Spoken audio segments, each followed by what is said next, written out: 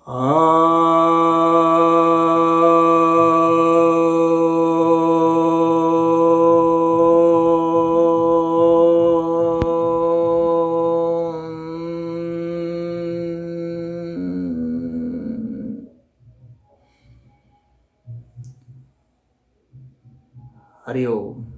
सभी भक्तों को सप्रेम नमन। भक्तों, आज आपकी जिज्ञासाओं का समाधान लेकर आया हूं। समय थोड़ा सा है, फिर भी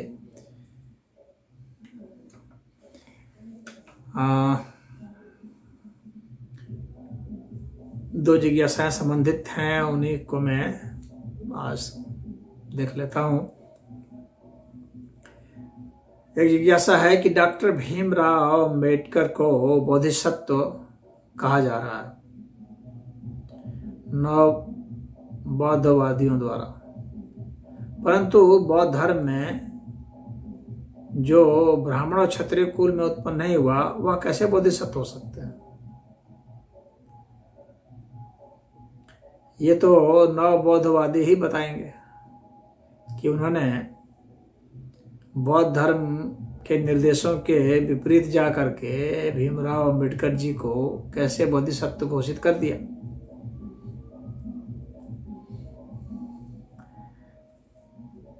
बौद्धों के शास्त्र तो ये कहते हैं कि कोई भी जिसको बुद्ध होना है या बोधिसत्व होना है, ये जातक कथा अधूरे निदान में आता है।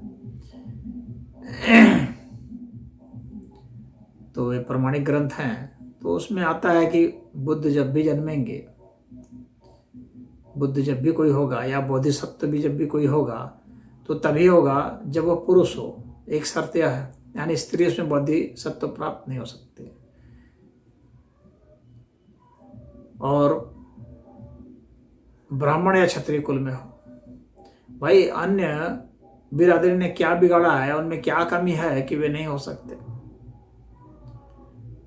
किसी चमार में, डोम में, मुसार में, जाट में, यादव में, गुज्जर में इन सब में क्या कमी है कि वे नहीं हो सकते? नपुंसक भी नहीं हो सकता बोधिसत्व या बुद्ध, स्त्री भी नहीं हो सकती। ब्राह्मण और क्षत्रिय ही हो सकते हैं, और ब्राह्मण और क्षत्रिय में भी सब नहीं हो सकते। उनमें से भी जो श्रेष्ठ है वही हो सकता है, यानी जिसकी बहुत नाम हो, जो बहुत प्रचलित हो, जिसका समाज में बहुत दबदबा हो। इस तरह से ऐसे कुल में ही जो जन्मा है, स्पष्ट लिखा हुआ है, ऐसे ही कुल में जो जन्मा है वही हो सकता है। तो उनके शास्त्रों के अनुसार से ही डॉक्टर भीमराव अंबेडकर बोधिसत्व नहीं हो सकते हैं। अब तो ये नव बौद्धवादी ही बताएंगे कि उन्होंने कैसे रख दिया।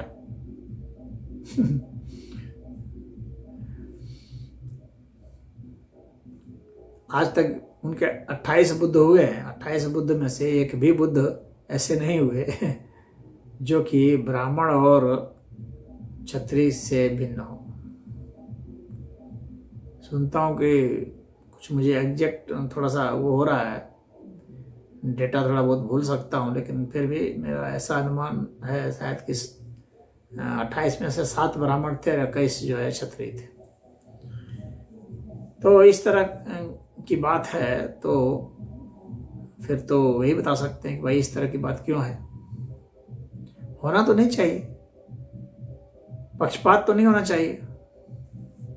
और जहाँ तक प्रतिभा की बात है, तो मुझे लगता है कि जितने अभी तक हुए हैं बोधिसत्व और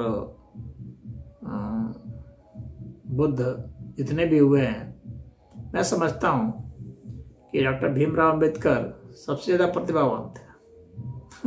प्रतिभा की अगर बात करूँ तो। लेकिन अगर कुल वंश के कारण अगर देखा जाए तो अब ये ब्राह्मण क्षत्रिय कुल में कैसे आएंगे? हालांकि जो डॉक्टर भीमराव अंबेडकर की जो बिरादरी है, महार बिरादरी, वह क्षत्रिय कुल में आते हैं। जहाँ तक डॉक्टर भीमराव अंबेडकर की जो कौन है शूद्र के हिसाब से अगर देखा जाए तो वे क्षत्रिय कुल में आते हैं। लेकिन अगर वर्तमान अगर हम लोग देखते हैं तो वर्तमान में भाई वो कैसे वो कहेंगे क्षत्रिय। और अगर कर्म के हिसाब से देखते हैं, भाव के हिसाब से, तो अम्बेडकर तो ब्राह्मण में आएंगे।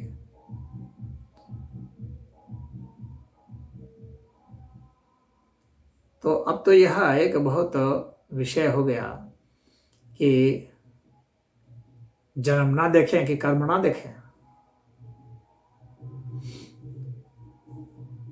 तो यह तो इसका सटीक उत्तर तो नवबौद्ध ही देंगे। इन नवबौद्धों ने एक भ्रांति फैला दी, कंफ्यूजन फैला दिया समाज में। और बौद्ध धर्म स्वयं अपने आप में एक कंफ्यूज धर्म है, क्योंकि उसमें परस्पर विरोधाभासी बातें बहुत ज्यादा हैं।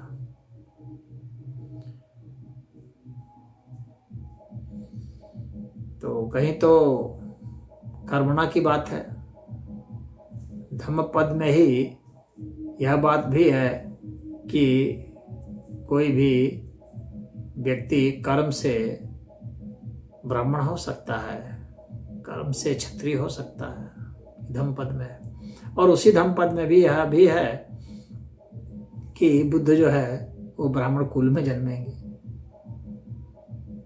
तो फिर ब्राह्मण कुल कहाँ से होगा? जब कर्म से ही निर्धारित होता है तो फिर ब्राह्मण कुल या क्षत्रिय कुल, तो भाई बुद्ध जो है ब्राह्मण कुल में जन्मेंगे या क्षत्रिय कुल में ही जन्मेंगे। फिर यहाँ कुल की बात कहाँ से आएगी? जब कर्म से ही वह निर्धारित होगा, विचार से ही, भाव से ही होगा। ऐसा होना चाहिए, खाली कर्म से भी नहीं होना चाहिए, विचार और भाव से भी होना चाहिए। क्योंकि कर्म, ऐसे बहुत लोग हैं जो क्षत्रिय का कर्म कर रहे हैं, भीतर से डरपोक है, यानी उसका स्वभाव है कि नहीं, गुण है कि नहीं, वह भी बहुत महत्वपूर्ण है। कर्म तो कोई मजबूरी में भी कर सकता है, कर्म से पूरा निर्धारित नहीं हो पाता है। उसमें उसके इरादे क्या है, उसका गुण क्या है, स्वभाव क्या है, ये सब भी बहुत, ये ज्यादा मायने रखता है। बल्कि क्योंकि कर्म तो आदमी एक पाखंड भी कर सकता है, क्षत्रिय होने का पाखंड भी कर सकता है, ब्राह्मण होने का भी पाखंड कर सकता है, और भीतर से कुछ और होगा, भीतर से डरपोक होगा, भीतर से विद्वान नहीं होगा, भीतर से वह गुणवान नहीं होगा। तो अब इसका जहाँ तक, क्योंकि यह स्पष्ट निर्णय अब बौद्ध ग्रंथ के हिसाब से निर्णय लेना होगा कि बोधिसत्व कौन होगा। तो बौद्ध ग्रंथ में ही ये दोनों तरह की बातें हैं, तो किस बात को प्राथमिकता दी जाएगी, किसको नहीं दी जाएगी, यहाँ पर यह एक महत्वपूर्ण विषय होगा। तो कुछ ग्रंथों में कुछ और लिखा है और बौद्धों के ही कुछ ग्रंथों में कुछ दूसरा लिखा है। तो इसमें निर्णय की स्थिति नहीं बन पाती है।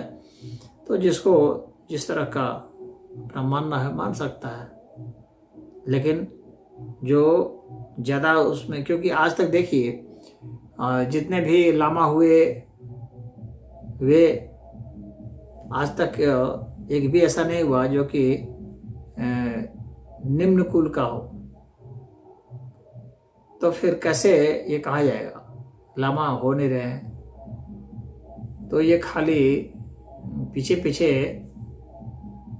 नारा लगाएंगे, नारा लगाने के लिए ही छोटे जातियों को रखा गया है क्या? उनका प्रमोशन क्यों नहीं किया जा रहा?